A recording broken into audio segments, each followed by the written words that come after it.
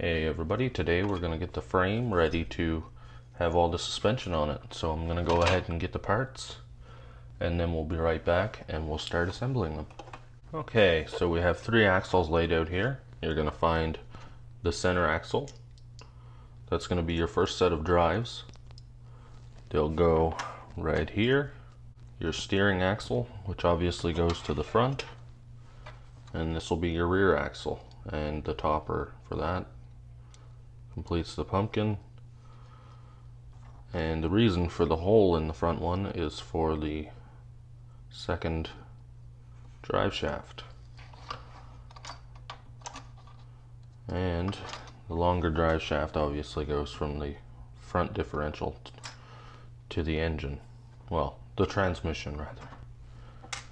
So we're going to go ahead and put these together, and then I'm going to mount them right to the frame. This kit's a snap kit, so it kind of goes together fairly easy. Alright, and that's it. You've got all 3 axles put on, both drives and the steering axle. You'll be ready to add the rear flaps next.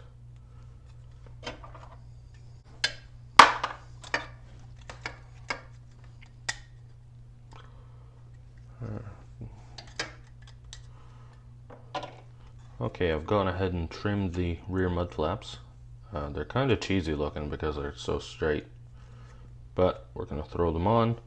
These little nibs that stick out the back, I'm probably going to just glue this from the back and then trim them off after, and hopefully sand them so that I can get a little filler onto them to hide it.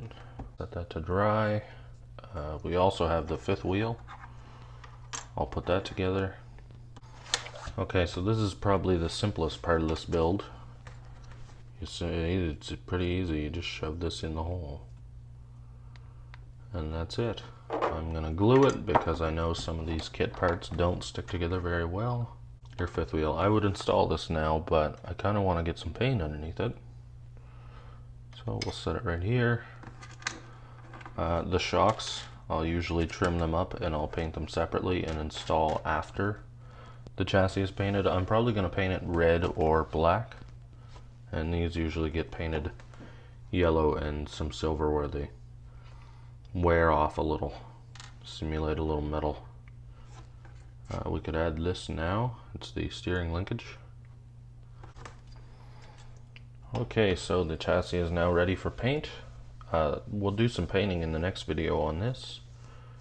I'll add this in the next video, and we'll also get the wheels and tires mounted.